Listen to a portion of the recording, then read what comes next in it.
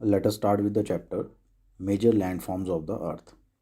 Friends, आप जहाँ रहते हैं आपने अपने आसपास डिफरेंट लैंडफॉर्म्स को देखा होगा और आपने नोटिस किया होगा कि जो अर्थ सरफेस है वो हर जगह पर एक जैसा नहीं है। इसका कुछ पोर्शन जो है वो अंडुलेटिंग है, उबड़ खाबड़ है या रग्ड है, और कुछ पोर्शन जो है वो फ्लैट है। तो दोस्तों, ये जो वेरिएशन है टोपोग्राफी में अर्थ के सरफेस में, these landforms are result of two processes. Friends, आपको जानकर हैरानी होगी कि ये जो ग्राउंड है जिस पर हम खड़े हैं लैंड पर, ये स्लोली स्लोली मूव कर रहा होता है। तो दोस्तों, अर्थ के इंटीरियर में कॉन्टीन्यूसली मूवमेंट्स होती रहती हैं जो कि हमें फील नहीं होती हैं। तो दोस्तों, हम जिन टू प्रोसेसेस की बात कर रहे थे जो कि अर्थ के क्रस्ट को अफेक्ट करती हैं, इसमें से एक है इंटरनल प्रोसेस, जिसे एंडोजेनेटिक फोर्स भी कहा जाता है, जिसकी वजह से अर्थ सरफेस कहीं पर अपलिफ्ट हो जाता है तो कहीं पर सिंक हो जाता है। जैसे अर्थक्वेक या वॉल्केनिक इरप्शन होने से अर्थ सरफेस में बहुत सारे चेंजेस आ जाते हैं, right. Second is the external process, जिसे एक्सोजेनेटिक फोर्सेस भी कहा जाता है, which is the continuous wearing down and rebuilding of the land surface. Friends, the wearing away of the earth surface is called erosion. जैसे जब rainfall होती है तो क्या करती है कि जो हमारी अर्थ सरफेस का जो अपर लेयर है, सॉइल, ठीक है, उसको इरोड करके निचले एरियाज़ में ले जाती है। जो नीचे वाले लोअर एरियाज़ हैं उसमें बहा करके ले जाती है और उसको डिपॉजिट कर देती है वहाँ पर। तो दोस्तों, एक तरफ से इरोजन हो रहा है तो दूसरी तरफ से उसी इरोडेड मटेरियल से डिपोजिशन, उसके डिपोजिशन होने से नया लैंडफॉर्म बिल्ट हो रहा है। तो फ्रेंड्स, ये जो टू प्रोसेसेस हैं, erosion and deposition, these two processes are carried out by running water, ice and wind. Rivers अपने साथ बहुत सारी सॉइल को इरोड करके ले जाती है और प्लेन्स में डिपॉजिट करती है। इसी तरह आइस शीट्स, जो ग्लेशियर्स हैं, वह भी माउंटेन्स को इरोड करते हैं। इसके अलावा हवा भी जो सॉइल है उसको एक जगह से उड़ा करके दूसरी जगह को ले जाती है, जैसे कि डेजर्ट में ये बहुत ज़्यादा देखने को मिलता है। तो दोस्तों, ये तो एक छोटा सा ब्रीफ आइडिया था, बट आने आने वाली क्लासेस में आप ये जो लैंडफॉर्म डेवलपमेंट के जो फैक्टर्स हैं, जो different types of landform features की जो फॉर्मेशन को कंट्रोल करते हैं, इसके बारे में आप डिटेल में स्टडी करेंगे। तो दोस्तों, ब्रॉडली हम एलिवेशन के आधार पर, समुद्र तल से ऊंचाई और स्लोप के आधार पर जो है लैंडफॉर्म्स को थ्री पार्ट्स में डिवाइड कर सकते हैं: माउंटेन्स, प्लेट्यूज एंड प्लेन्स। तो चलिए बात करते हैं माउंटेन्स की। दोस्तों, आसपास के एरिया से जो जगह ऊंची होती है, एलिवेटेड होती है, उसको माउंटेन्स कहा जाता है, जिसका बेस ब्रॉड होता है और जो उसकी सबमिट है, जो उसकी चोटी है, वह एज कंपैरिजन छोटी होती है। कुछ माउंटेन्स तो क्लाउड्स की हाइट से भी ऊपर होते हैं, और जैसे जैसे आप माउंटेन्स में ऊपर की ओर को जाते हैं तो टेम्परेचर डिक्रीज़ होता चलता है। कुछ माउंटेन्स में there are permanent frozen rivers of ice, जिसे ग्लेशियर कहा जाता है, जैसा कि आप देख सकते हैं यहाँ पर। इसके अलावा दोस्तों, कुछ माउंटेन्स अंडर वाटर भी हैं जो हमें दिखाई नहीं देते हैं। तो दोस्तों, आपने देखा होगा कि जब प्लेन एरिया से हिली एरियाज़ की तरफ को जाते हैं तो आपने नोटिस किया होगा कि प्लेन्स में बहुत ज़्यादा सेटलमेंट होती है, घर के साथ घर होते हैं और चारों तरफ बिल्डिंग्स ही बिल्डिंग्स होती हैं। बट जब हम माउंटेन्स एरिया की तरफ को जाते हैं तो ये जो घर हैं, ये बिल्डिंग्स हैं, ये हमें कम दिखाई देती हैं या दूर दूर दिखाई देती हैं, because of harsh climate, steep slope, less road connectivity and less land availability for the agriculture और फार्मिंग। दोस्तों, माउंटेन्स को डिफरेंट बेसिस पर क्लासीफाई किया जा सकता है, जैसे हाइट के बेस पर लो माउंटेन, हाई माउंटेन। जो माउंटेन 2000 मीटर एलिवेशन से ऊपर के होते हैं उन्हें हाई माउंटेन कहा जाता है, और जो उससे नीचे के होते हैं उन्हें लो माउंटेन कहा जाता है। इसके अलावा लोकेशन के बेस पर कॉन्टिनेंटल माउंटेन है या ओशनिक माउंटेन है। इसके अलावा मोड ऑफ ओरिजिन के आधार पर folded mountain, block mountain, dome mountain, mountains of accumulation. Mountain of accumulation जो वॉल्केनिक मटेरियल के एक्यूमुलेशन से बनते हैं। इसके अलावा पीरियड ऑफ ओरिजिन, कि जो माउंटेन है वो कौन से टाइम पीरियड में उसका ओरिजिन हुआ है। दोस्तों, माउंटेन्स की कुछ फॉर्म्स हैं जो इस तरह से असेंडिंग ऑर्डर में है।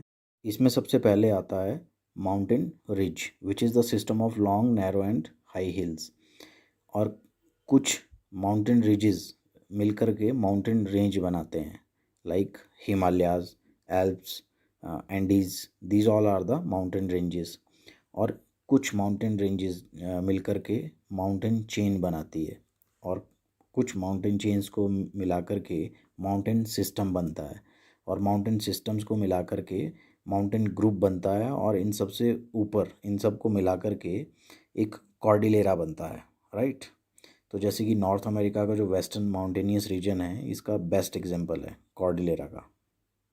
तो दोस्तों इस तरह से ये माउंटेन्स की हायरार्की थी, from mountain ridge to cordillera. तो हम बात करते हैं टाइप्स ऑफ माउंटेन्स की। तो दोस्तों there are three types of mountains. One is fold mountain, block mountain and volcanic mountain.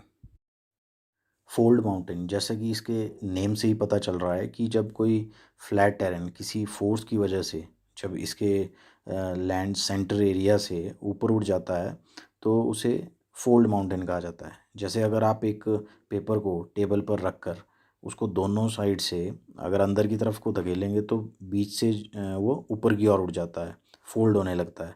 तो इस तरह से दोनों तरफ से फोर्स लगने से बीच का जो लैंड एरिया है अपलिफ्ट हो जाता है। जैसे हिमालयन माउंटेन रीजन है जिसमें जो लैंड की इंटरनल मूवमेंट है यूरेशिया से नीचे की तरफ को है, और इंडियन प्लेट की मूवमेंट जो है वो ऊपर की तरफ को है, जिससे कि ये जो बीच का पोर्शन है ये ऊपर की तरफ को उठ रहा है। दोस्तों इसको यंग फोल्ड माउंटेन भी कहा जाता है। जब आप प्लेट टेक्टोनिक्स के बारे में पढ़ेंगे तो आपको ज़्यादा क्लियर होगा। फ्रेंड्स, इंडिया की Aravalli range is the oldest fold mountain system of the world. लेकिन अब कॉन्टीन्यूस इरोजन के कारण ये जो है डाउन होती जा रही है, इसकी जो एलिवेशन है। इसके अलावा Appalachian in North America and Ural mountain in the border of Asia and Europe are also the example of fold mountains. Now block mountain, जब एक बहुत बड़ा एरिया टूटता है उसमें जो डिस्प्लेसमेंट होती है, वर्टिकल डिस्प्लेसमेंट, तो एक एरिया ऊपर रह जाता है और दूसरा एरिया नीचे बैठ जाता है। तो इसमें जो ऊपर वाला पार्ट है उसे होस्ट कहा जाता है, और जो पार्ट नीचे की तरफ को डिस्प्लेस हो जाता है उसे ग्रेबन कहा जाता है। नाउ वॉल्केनिक माउंटेन्स, जो कि वॉल्केनिक एक्टिविटी की वजह से बनते हैं, जैसे mount Kilimanjaro in Africa and mount Fujiyama in Japan are the examples of such mountains. दोस्तों mountains are very useful.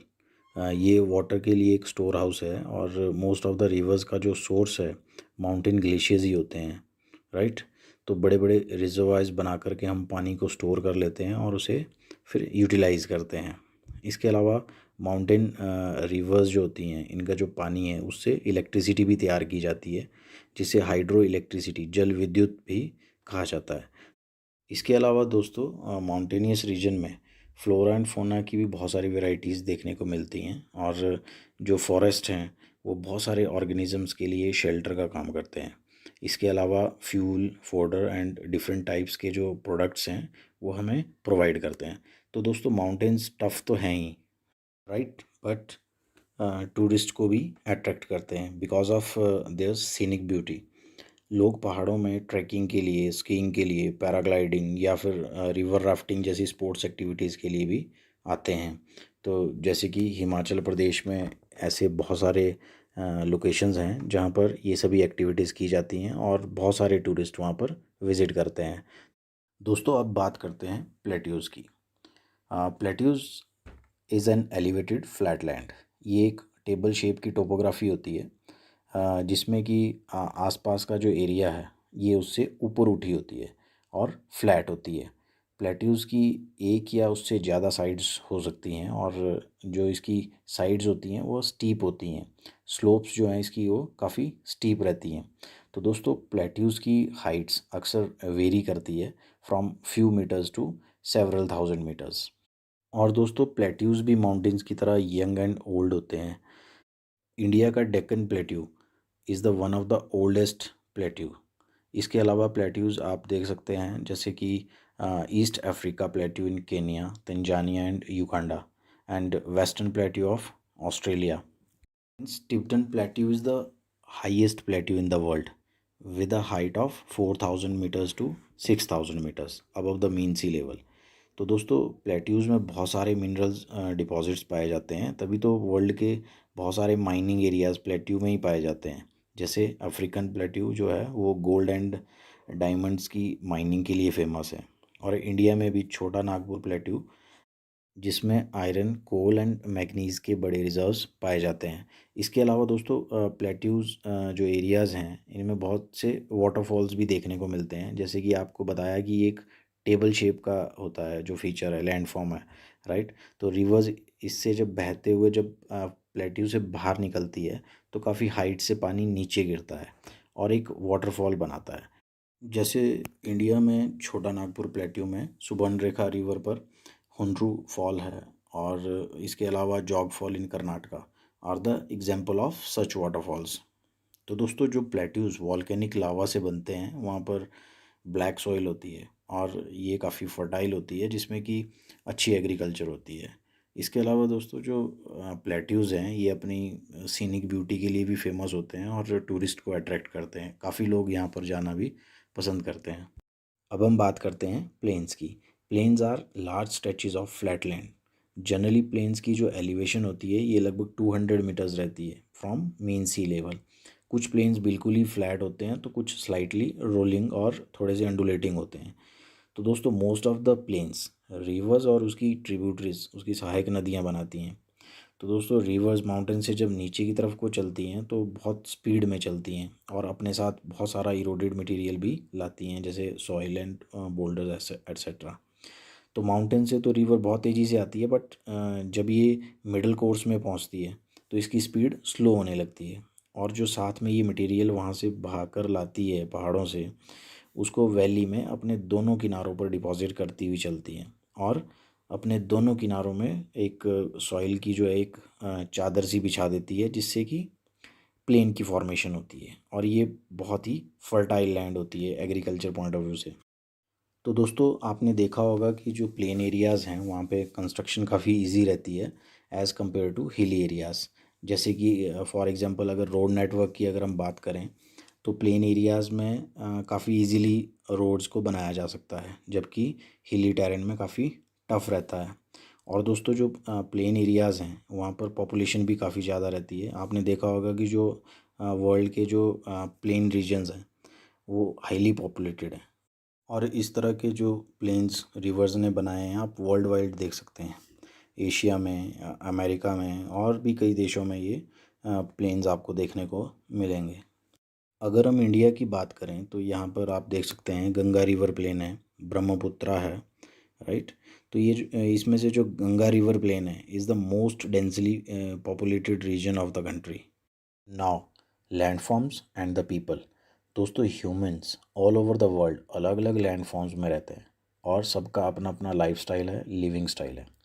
Mountains में लाइफ थोड़ी डिफ़िकल्ट है, जबकि प्लेन्स बेटर कंडीशन प्रोवाइड करते हैं, क्योंकि क्रॉप्स ग्रो करने के लिए फर्टाइल सॉइल है, घर बनाना आसान है, कंस्ट्रक्शन इजी है, ट्रांसपोर्ट नेटवर्क इजीली बनाया जा सकता है as compare to the mountainous regions. इसके अलावा दोस्तों कुछ landforms with respect to natural calamities काफ़ी वल्नरेबल होते हैं।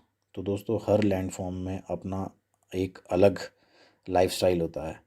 अगर आप इंडिया में ही देखेंगे तो जो हमारे माउंटेनियस स्टेट्स हैं या प्लेन्स के जो स्टेट्स हैं या कोस्टल एरियाज़ वाले स्टेट्स हैं, इन सभी का खाना पहना या फिर जो घर का स्ट्रक्चर है वो सारा ही डिफरेंट होता है as per there physiographical conditions, right.